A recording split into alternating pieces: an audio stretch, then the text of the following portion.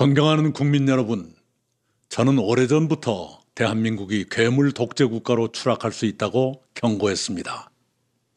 괴물 독재의 출현을 막기 위해서 부득이 김문수 지지를 선택했다는 것도 말씀드렸습니다.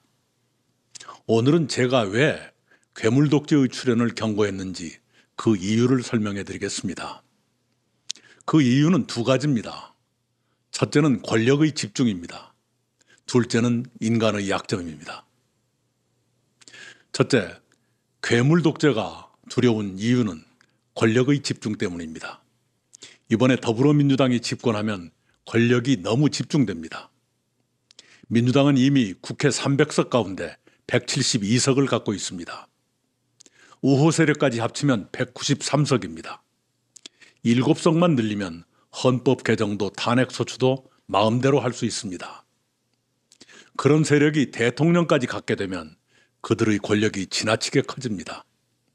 그렇게 되면 대한민국은 브레이크 없는 자동차처럼 무섭게 폭주하게 될 것입니다. 예를 들면 대통령이 큰 잘못을 저질러도 국회는 탄핵하지 못합니다. 국회가 나쁜 법을 만들어도 대통령은 거부권을 행사하지 않습니다. 입법권과 행정권을 한 사람이 쥐게 되면 그렇게 민주주의가 위태롭게 돕니다. 민주주의에 대한 위협은 그것으로 끝나지 않습니다. 그들은 입법권과 행정권 장악에 그치지 않고 사법권까지 손에 넣을 준비를 착착 진행하고 있습니다. 민주당은 후보의 선거법 위반을 유죄로 판단했다고 해서 대법원을 내란 세력으로 몰아세우며 단죄하겠다고 벼르고 있습니다. 대법원뿐만 아니라 법원 전체를 가만두지 않겠다고도 말합니다. 아마도 대통령 후보의 다른 범죄 혐의와 공범들 재판 때문일 것입니다. 그냥 말로만 그러는 것이 아닙니다. 대법관을 14명에서 30명으로 늘리는 입법을 진행하고 있습니다. 대법원을 권력의 입김이 잘 들어가게 바꾸겠다는 뜻일 겁니다.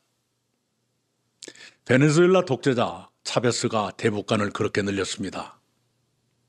미국같이 큰 나라도 연방 대법관이 9명밖에 안 되는데 말입니다. 나아가 민주당은 대법원 판결이 마음에 들지 않으면 헌법재판소가 다시 판단케 하는 사심제 도입도 추진하고 있습니다. 헌법재판소는 대법원보다 정치적 판단을 하기 쉬운 곳입니다. 사법을 정치의 밑에 두겠다는 계산이겠지요. 게다가 그들은 검찰의 수사권을 완전히 없애고 검찰청을 해체하는 입법도 추진하고 있습니다. 검사 문책을 쉽게 하는 방법도 거론하기 시작했습니다. 그들의 명분은 사법개혁입니다. 그러나 대통령 후보의 12개 범죄 혐의를 완전히 벗기려는 의도가 숨어 있다는 것을 그들도 부정하지 않습니다.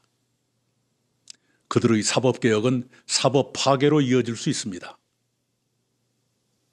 만약 그 후보가 대통령에 당선한다면 지금보다 더 무리한 일이 더 거침없이 진행될 것입니다. 저는 그것이 두렵습니다.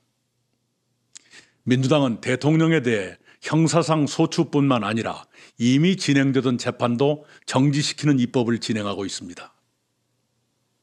그것은 퇴임 후에 재판이 다시 열린다는 것을 전제하는 것입니다. 그러나 만약 퇴임 후에 재판받는 것도 원치 않는다면 다른 방법을 찾아야 합니다. 예를 들면 12개 범죄 혐의를 모두 지운다거나 필요하면 퇴임을 늦춰야 합니다. 그러자면 무리를 감행할 수밖에 없습니다. 무리를 감행하면 법치주의는 망가지고 민주주의도 부서지게 됩니다. 그것을 저는 경고해 왔던 것입니다. 괴물 독재를 경고한 두 번째 이유는 인간이라는 약점 때문입니다. 권력은 인간을 가만 놔두지 않고 인간은 권력 앞에 약합니다. 우리의 현행 헌법이 시행된 지 38년이 됐습니다. 그 38년 동안 8명의 대통령이 나왔습니다. 8명 중에서 4명이 감옥에 갔고 2명은 아들이 감옥에 갔습니다. 한 분은 검찰 수사를 받다가 극단적 선택을 하셨습니다. 3명이 탄핵 소추됐고 2명이 파면됐습니다. 아들을 감옥에 보낸 2분은 김영삼, 김대중 대통령이었습니다. 여러분이 아시는 것처럼 2분은 역대 대통령 가운데 정치 경험이 가장 풍부하고 민주적 훈련이 가장 잘된 분이었습니다. 그런데도 아들이 범죄에 얽히는 것까지는 막지 못했습니다. 왜 그랬을까요? 권력 때문이었습니다. 대통령의 막강한 권력 때문에 사람들이 대통령의 아들까지 가만 놔두지 않았던 것입니다. 권력은 성현군자의 판단도 흐리게 할 수 있습니다.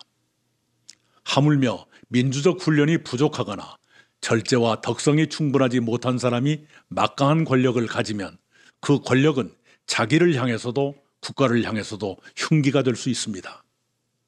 우리는 경험했습니다. 대통령의 덕성이 국정에 얼마나 큰 영향을 미치는지, 대통령의 배우자나 자식들이 국정을 얼마나 흐리게 할 수 있는지 우리는 압니다.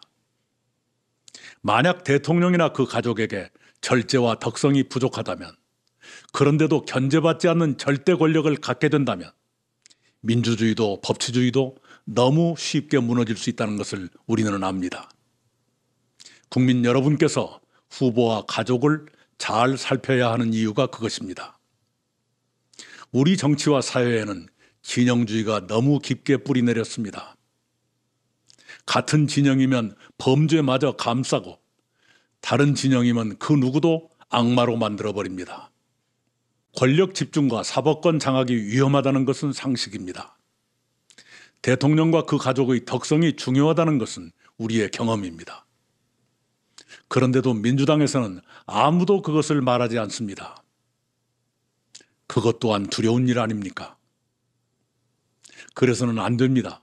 같은 진영이더라도 권력 집중은 위험하고 사법 파괴는 나쁜 것입니다.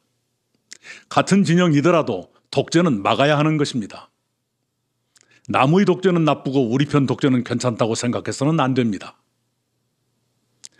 존경하는 국민 여러분, 지금 저는 외롭게 애치지만 저의 뜨거운 충정을 받아주시기 바랍니다. 괴물 독재 국가에서 우리와 자식 손자들이 살게 하지 맙시다. 사전투표를 하지 않으신 분, 기권을 생각하시는 분 모두 본투표에 참가해 주십시오.